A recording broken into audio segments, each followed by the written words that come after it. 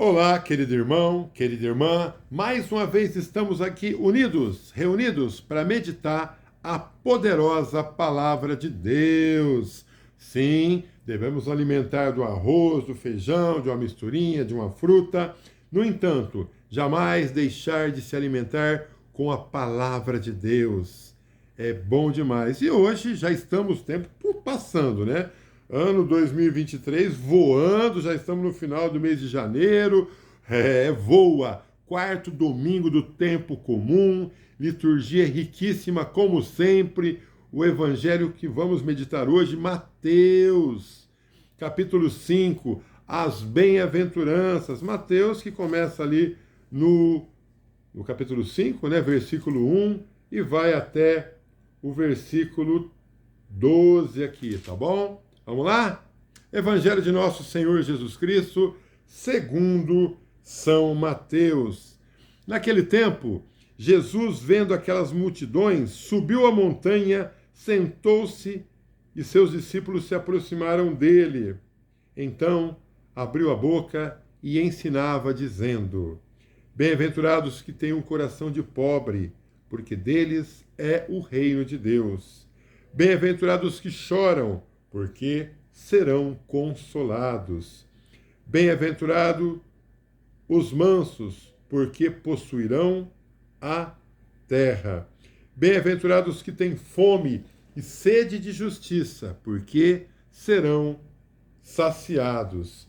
Bem-aventurados misericordiosos, porque alcançarão misericórdia. Bem-aventurados puros de coração, porque verão a Deus.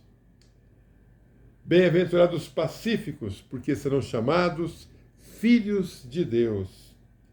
Bem-aventurados que são perseguidos por causa da justiça, por quê? Porque deles é o reino de Deus. Bem-aventurados sereis quando vos caluniarem, quando vos perseguirem e disserem falsamente todo mal contra vós por causa de mim.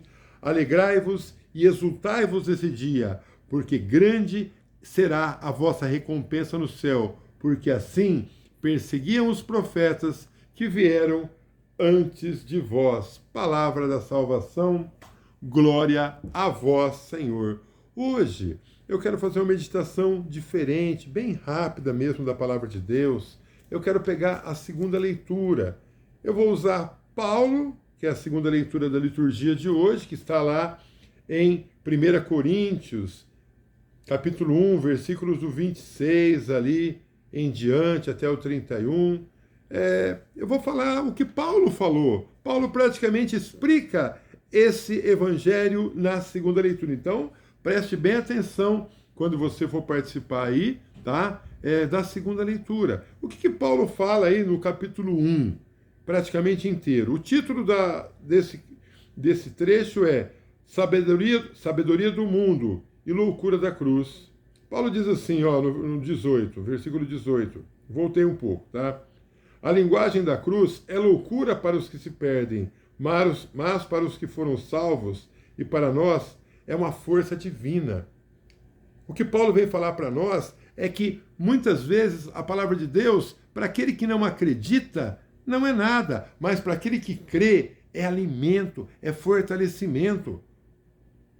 Todas as vezes que nós lemos a palavra de Deus, nós nos fortalecemos. Por isso que eu disse assim no começo, né? Nós devemos nos alimentar também da palavra de Deus. Irmão, eu busco esse alimento diariamente. Não fico um dia sem meditar. Não é 5 dias, não, são 7 dias da semana. Todos os dias eu preciso pegar, eu preciso me alimentar.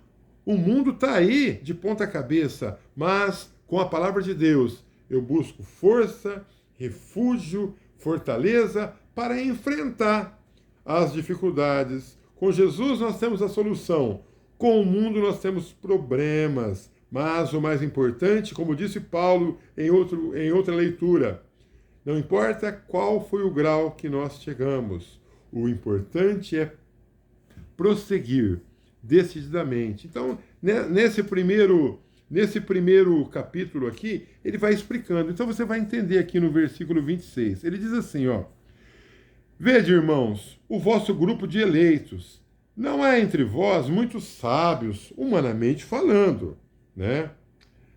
Não tem muitos poderosos, nem muitos nobres.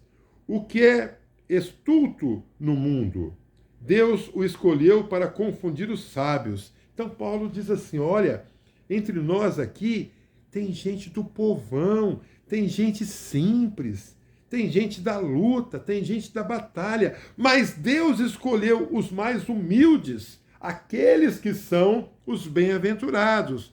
Bem-aventurados aqueles que choram, porque serão consolados. Bem-aventurados aqueles que forem perseguidos, porque deles é o reino de Deus. Então, se você analisar todas as bem-aventuranças, Paulo vai explicando aqui, ó.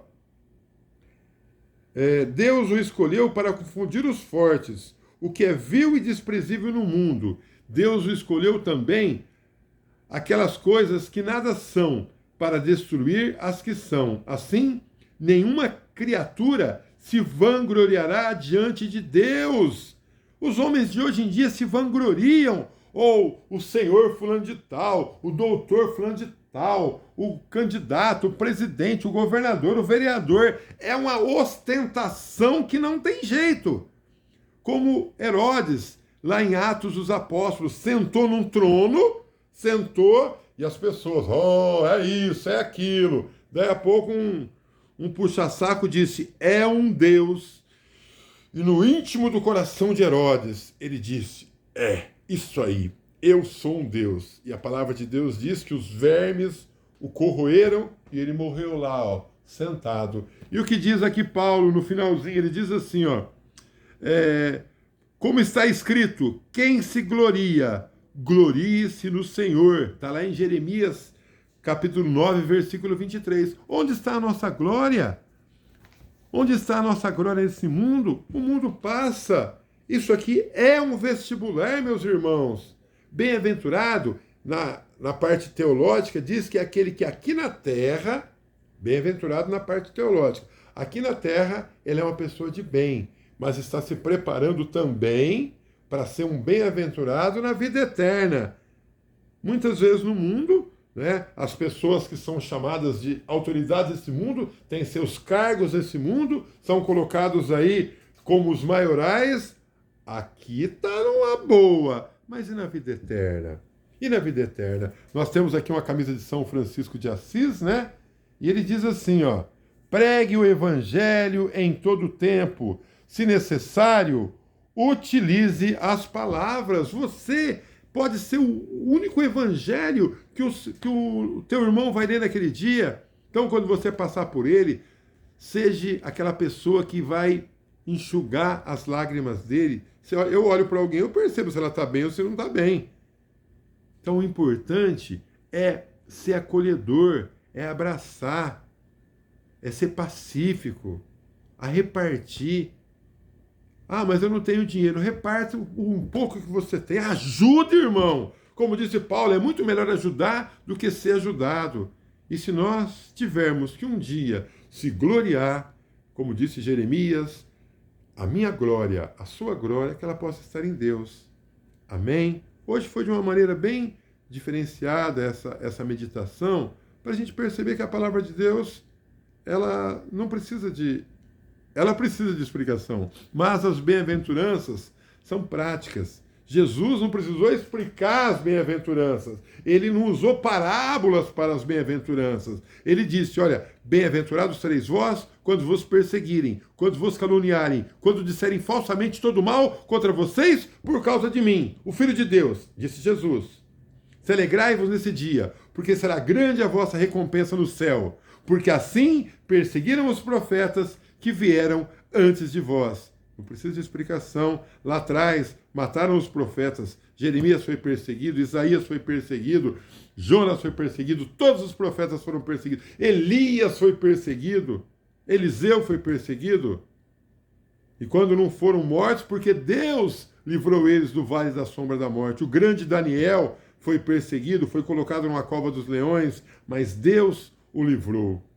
Oremos. Pai Santo, Pai amado, Pai bendito, rico em amor, rico em bênção, rico em misericórdia, que a Tua Santa Palavra possa nos alimentar e nós possamos buscar nessa liturgia, ser um bem-aventurado, acertar mais, errar menos, não perseguir as pessoas, ajudar sempre que nós pudermos, mas muitas vezes sozinho nós não podemos, por isso nós pedimos, Senhor, perdoa os nossos pecados, derrama sobre nós o teu amor, derrama sobre nós o teu Espírito Santo, Senhor, renova a nossa vida, renova a vida da nossa comunidade cristã, renova a vida da nossa cidade, renova a vida do nosso Brasil, renova toda a face da terra, manda teus anjos nos 4 cantos do mundo, Arcanjo Miguel, Gabriel, Rafael, toda a milícia celeste, renova, Senhor, a nossa vida, renova esse mundo que pertence a Ti, Senhor.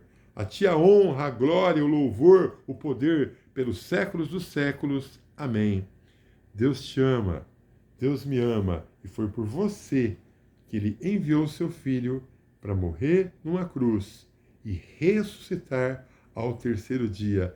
Sejamos, pela graça de Deus, pela glória de Deus, homens e mulheres bem-aventurados. Amém? Valeu!